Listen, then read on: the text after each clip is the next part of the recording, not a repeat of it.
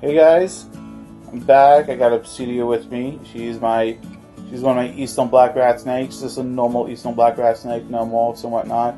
She's a beautiful snake. She is, and we're gonna go ahead and talk about the best enclosure that I have for that you really can get for any type of snake any type of rat snake really. Even ball python, anything under 5 feet really works pretty well in these enclosures. At least snake wise. Obviously lizards would need more space because they have more rigid spines and whatnot, so turning around for them is going to be a little more important, more of a challenge for them. So let's go ahead and talk about the lids. Alright, let's go ahead and talk about the boxes now. So these are the 120 quart Sterilite wheeled tote boxes. They are sold from Target, Walmart, or other large retailers, depending on what you have in your region. And they are about 25 bucks. So, not very cheap, but, still the cheapest thing you can buy that, is technically a 40-gallon enclosure, which is beautiful size for any rat snake that's under 5 feet, generally pretty good. So good for your corn snakes, your juvenile corn snakes, and your younger Eastern black rat snakes that, will get plenty big, like my Eastern black rat snakes will get like 8 feet long. So definitely something that you have to keep in mind. But really good enclosures, a lot of arboreal space with them. I have that is a standard size milk crate in there, and Obsidia will like to climb on there. She'll hide up in there. So let's go ahead and talk.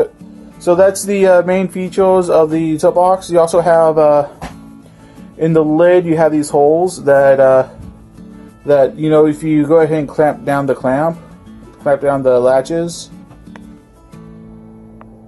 Do this slowly, make sure Obsidia is not in the way. You clamp down the latches, but you go to the corner will still be lifted up. But if you go ahead and put something in here, like tie this down or secure this through the hole, that lid's never going to come up. So what I've done, and I did this for this one, and I just weigh that one down when I need it secure. I put wing nuts in. And the wing nuts make it really secure, so I cannot lift that up at all and whatnot. So how I secure the wing nuts is I put it's a bolt wing nut washer in between the bolt and the enclosure, and I put hot glue down underneath it, so the hot glue holds the bolt in place when the wing nut's off. So I'm able to take the lid off and on. It's pretty easy to get off and on and whatnot. So that holds it in place. That lid is never going to come up. It'll break the enclosure before the lid comes up. So there's that. So let's go ahead and talk about how we can modify the lid further to make the enclosure better suited for your snake or other small reptile. So I went ahead and put a screen in this one, so I wanted to use a heat lamp with it to provide better heating for Obsidia over here. At one point, I don't use the heat lamp anymore, but the screen's still in, and the screen's still in real good. So what I did is I took silicone and put silicone around the hole. I cut the hole with like a hot wire, but I should have just used a soldering iron, but I didn't have a soldering iron yet. So put a bead of silicone around the hole, and then I went ahead and pushed the aluminum screen in. It has to be aluminum if you're going to use it with heat, so it doesn't degrade. So aluminum screen in.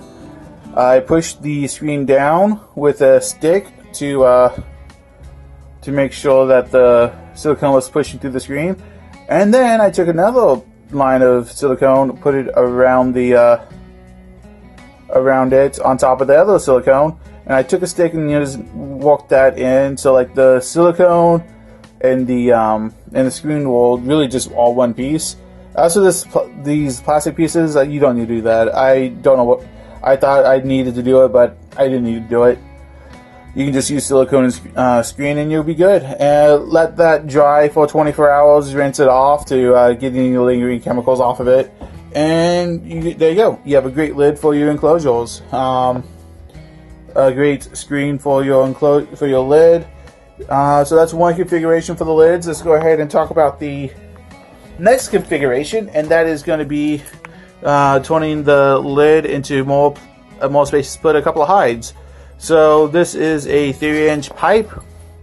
Was it a 4-inch pipe? It looks like a 4-inch pipe actually, but it is a good sized pipe, and I went ahead and cut it in half lengthwise, and I just zip tied it to the lid, and Deathwing will go up in there. He's a larger black rat snake.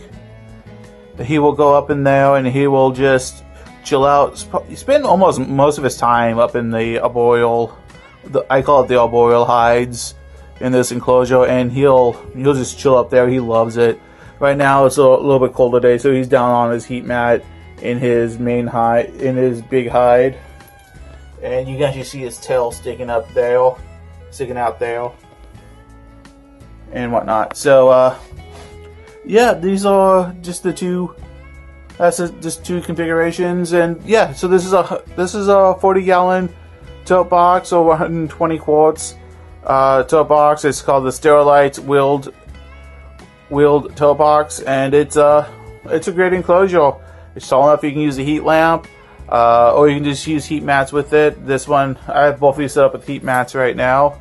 Of course, with all my heat mats, I use underneath all my enclosures, I put the Allmax reflective foam insulation paneling. I have this all over my building over here, so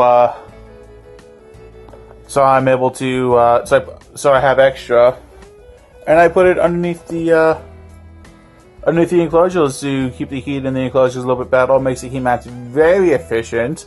Of course, use thermostats. I have thermostats like all over the place over here, so you know, use your thermostats with your heat mats or a heat lamp. That's a topic for another video. Is how to set up a good heat lamp using thermostat. But yeah, there you go. Anything to say about this is no, we're good. You just that's a 120 quart Sterilite wheeled tote box. It's a 40 gallons, 120 quarts, 40 gallons. So that is your big enough for your small adult corn snakes or your sub-adult corn snakes, and other snakes that are within that, under 5 feet.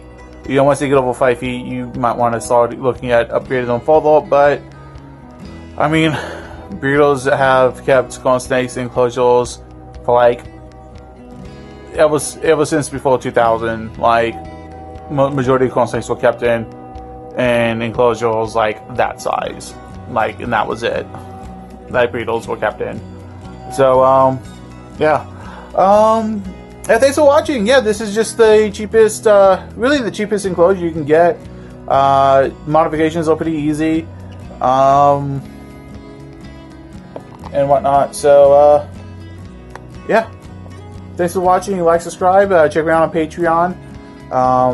I'll have a link in the description if you want to go to Patreon. I'm not gonna beg you to, but you could. Yeah, and check it out. I'm out.